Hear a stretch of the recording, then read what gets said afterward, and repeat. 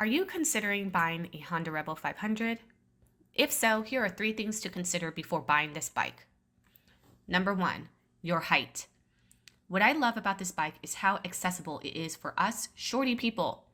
For reference, I am 5'6" and weigh 135 pounds. I have found that this is the perfect bike for my size. With a seat height of just 27 inches, I can sit flat-footed on this bike. Now, if you are, for example, 6 feet tall, this bike is going to be way too small for you, and you're going to feel squished, and your knees are probably going to hit the handlebars. So if you're on the shorter side like me, this is a great bike for you. But if you're tall, unfortunately, this is not going to be the right bike for you.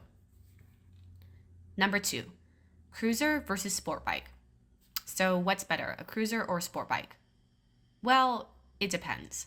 Sport bikes are fast, more nimble, and are focused on speed and agility.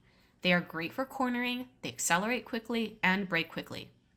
You'll also have a more forward, aggressive riding position. Now, cruiser bikes, like the Honda Rebel 500, have a more upright seated position. They are perfect for longer rides and for enjoying the scenery. So, do you have the need for speed, or do you want to just enjoy the ride? Your answer will help you figure out what bike is best for you. Number 3, price point. Honda Rebels are affordable, accessible, and reliable.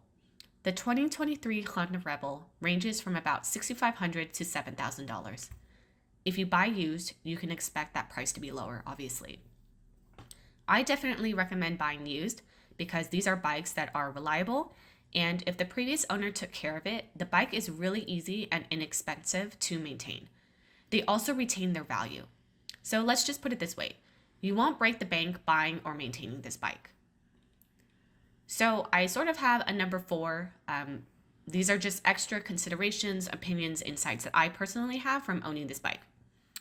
The Honda Rebel 500 is great for scooting around town. It can be a bit underwhelming on the freeway.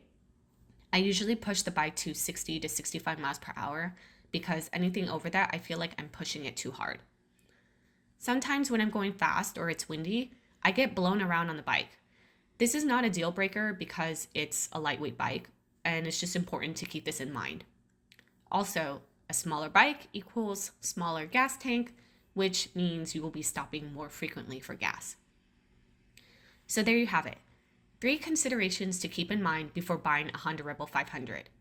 Your height, cruiser versus sport bike, price point, and some other random comments, considerations, observations, etc. that I have just from owning this bike. So I hope that you found this video to be helpful. Ride safe out there.